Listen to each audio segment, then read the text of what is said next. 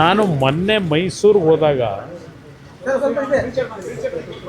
ಮಾಧ್ಯಮದ ಸ್ನೇಹಿತರು ಕೇಳಿದ್ದು ನನಗೆ, ಈ ಥರ ಮಾಧ್ಯಮದಲ್ಲಿ ಟೆಲಿಫೋನ್ ಟ್ಯಾಪಿಂಗ್ ಬಗ್ಗೆ ಭಾಳ ದೊಡ್ಡ ವಿಷಯಗಳು ಬಂದಿದೆ, ನಿಮ್ಮ ಅಭಿಪ್ರಾಯ ಏನು ಅಂತ ಕೇಳಿದ್ರು.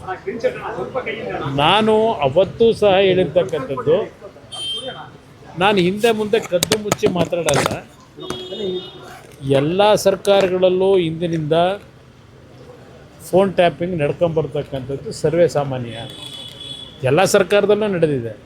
ಸಿದ್ದರಾಮಯ್ಯ ನಾನು ಮಾಡ್ತಾಯಿಲ್ಲ, ನಾನು ಪತಿವ್ರತೆ ಅಂತ ಹೇಳ್ಕೋಬೋದು. ನನಗೆ ಗೊತ್ತಿದೆ, ನಾನು 2 ಬಾರಿ ಮುಖ್ಯಮಂತ್ರಿ ಆದವನು.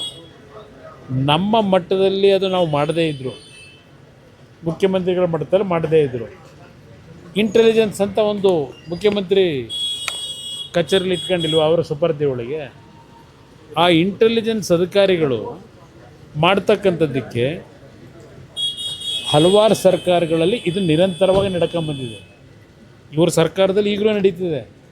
ಇದು ಕೇವಲ ಈ ಕುರ್ಚಿಗೋಸ್ಕರವಾಗಿ ಇದು ಇಂಟೆಲಿಜೆನ್ಸಲ್ಲಿ ನೀವು ಫೋನ್ ಕದ್ದಾಲಿಕೆ ಮಾಡ್ತಿರೋದಲ್ಲ.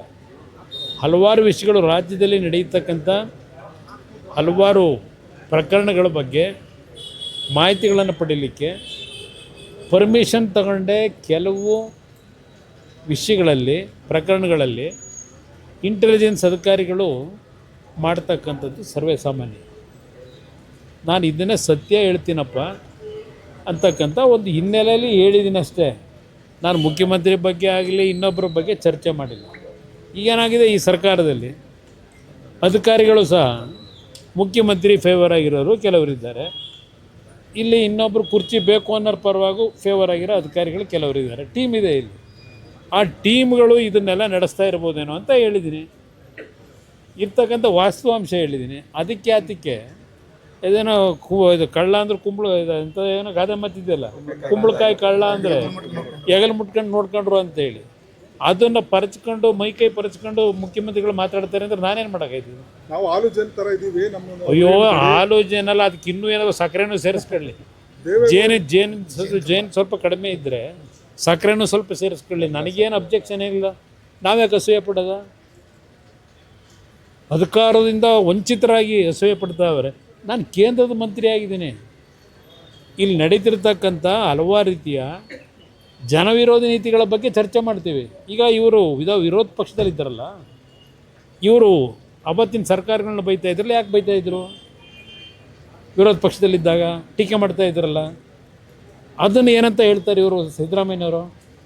ವಿರೋಧ ಪಕ್ಷಗಳು ಇರೋದು ಯಾವ ಸರ್ಕಾರಗಳು ವೈಫಲ್ಯಗಳನ್ನ ತೋರಿಸ್ತಾರೆ, ಜನವಿರೋಧಿ ನೀತಿ ಕೆಲಸಗಳನ್ನ ಮಾಡ್ತಾರೆ, ಅದನ್ನು ಎತ್ತಿಡಲಿಕ್ಕೆ ನಾವಿರೋದು. ಅದನ್ನು ನೀವು ಅಸೂಯೆ ಅಂತ ನೀವು ತಿಳ್ಕೊಂಡ್ರೆ ನಾವೇನು ಮಾಡೋಕ್ಕಾಯ್ತದೆ? ದೇವೇಗೌಡರು ಫೋನ್ ಕದ್ದಾಲಿಕೆ ಮಾಡಿ ಅಧಿಕಾರ ಕಳ್ಕೊಂಡ್ರು. ಯಾರು ದೇವೇಗೌಡರು ಯಾಕೆ ಅಧಿಕಾರ ಕಳ್ಕೊಂಡ್ರು? ದೇವೇಗೌಡರು ಅಧಿಕಾರ ಕಳ್ಕೊಂಡಿದ್ದು ಫೋನ್ ಟ್ಯಾಪಿಂಗ್ನಲ್ಲ. ದೇವೇಗೌಡರು ಸಹ ಫೋನ್ ಟ್ಯಾಪಿಂಗ್ ಮಾಡೋಕ್ಕೆ ಅವ್ರು ಎಂದೂ ಹೋಗಲಿಲ್ಲ.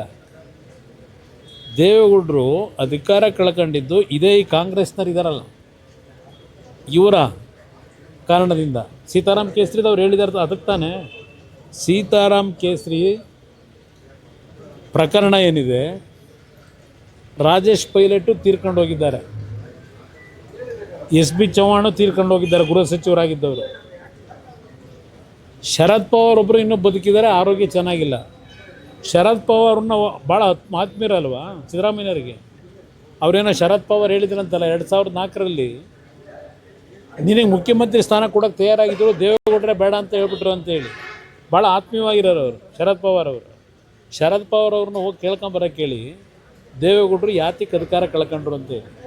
ಟೆಲಿಫೋನ್ ಟ್ಯಾಪಿಂಗ್ನಲ್ಲ ದೇವೇಗೌಡರು ಅಧಿಕಾರ ಕಳ್ಕೊಂಡಿದ್ದು.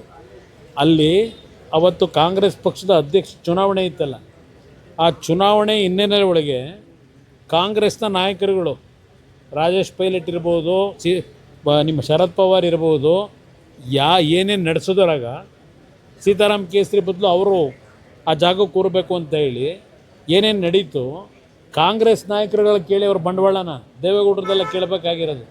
ದೇವೇಗೌಡರು ಯಾವುದೇ ತಪ್ಪುಗಳು ಮಾಡಿಲ್ಲ ಇಲ್ಲಿವರೆಗೆ ರಾಜಕಾರಣದಲ್ಲಿ. ಅವರು ದೆಹಲಿಯಲ್ಲಿ ಮುಖ್ಯಮಂತ್ರಿ ಸ್ಥಾನ ಕಳ್ಕೊಂಬರಬೇಕಾದ್ರೆ ಹಲವಾರು ಕಾರಣಗಳಿದೆ. ತಪ್ಪೆ ಮಾಡದೇ ಇದ್ದಂಥವ್ರನ್ನ ಯಾವ ರೀತಿ ಅವರಿಗೆ ಮೋಸ ಮಾಡಿ ಕಳಿಸಿದ್ರು, ಅವರು ಅಧಿಕಾರ ಉಳಿಸ್ಕೋಬೇಕು ಅನ್ನೋದಾಗಿದ್ದರೆ ಸ್ವಾಭಿಮಾನ ಕಳ್ಕೊಂಡು 5 ವರ್ಷ ಕಂಪ್ಲೀಟ್ ಮಾಡ್ಕೊಂಡು ಬರ್ಬೋದಾಗಿತ್ತು. ನನಗೆ ಗೊತ್ತಿದೆ, ಅವತ್ತು ನಾನು ಲೋಕಸಭಾ ಸದಸ್ಯ, ಏನೇನು ನಡೆದಿದೆ ಅಂತಕ್ಕಂಥದ್ದು ನನಗೆ ಗೊತ್ತಿದೆ. ಅದರಿಂದ ಇಲ್ಲಿ ಸಿದ್ದರಾಮಯ್ಯನವರಿಗೆ ದೇವೇಗೌಡರ ಬಗ್ಗೆ, ನನ್ನ ಬಗ್ಗೆ ಮಾತಾಡಲಿ, ದೇವೇಗೌಡರ ಬಗ್ಗೆ ಮಾತನಾಡಲಿಕ್ಕೆ ಸಿದ್ದರಾಮಯ್ಯನವರಲ್ಲಿ ಯಾವ ನೈತಿಕತೆ ಉಳಿಸ್ಕೊಂಡಿಲ್ಲ. ದೇವೇಗೌಡರ ವಿಷಯದಲ್ಲಿ ಒಂದು ಸಣ್ಣ ಇಶ್ಯೂವನ್ನು ಮೇಲೆತ್ತಲಿಕ್ಕೆ ದೇವೇಗೌಡರ ಬಗ್ಗೆ ಒಂದು ಕಿಂಚಿತ್ತು ಅವರಲ್ಲಿ ನೈತಿಕತೆ ಉಳಿಸ್ಕೊಂಡಿಲ್ಲ ಅಂತಕ್ಕಂಥದ್ದನ್ನು ಅವರ ಆತ್ಮಕ್ಕೆ ಪ್ರಶ್ನೆ ಹಾಕೊಳ್ಳಿ. ಇವರು ದೇವೇಗೌಡರಿಗೆ ಯಾವ್ಯಾವ ಸಂದರ್ಭದಲ್ಲಿ ಇವ್ರು ಏನೇನು ಮಾಡ್ಕೊಂಬಂದರು ಆತ್ಮಕ್ಕೆ ಪ್ರಶ್ನೆ ಹಾಕೊಳ್ಳಿ. ನನ್ನ ಬಗ್ಗೆ ಟೀಕೆ ಮಾಡಿ, ದೇವೇಗೌಡರ ಬಗ್ಗೆ ಟೀಕೆ ಮಾಡೋ ಅರ್ಹತೆ ಸಿದ್ದರಾಮಯ್ಯನವ್ರಿಗೆ ಇಲ್ಲ ಅನ್ನೋದನ್ನು ನಾನು ಹೇಳಲಿಕ್ಕೆ ಬಯಸ್ತೀನಿ. ಸರ್, ದಾಖಲೆ ಬಜೆಟ್ ಮಂಡಿಸ್ತಾ ಇದ್ದಾರೆ. ಅಯ್ಯೋ, ಭಾಳ ದೊಡ್ಡ ದಾಖಲೆ, 10 ಲಕ್ಷಕ್ಕೆ ಹೋಯ್ತದೇನೋ, ಇದೇ ದಾಖಲೆ ಅವ್ರದ್ದು. ಮುಗಿಸ್ಬಿಟ್ಟು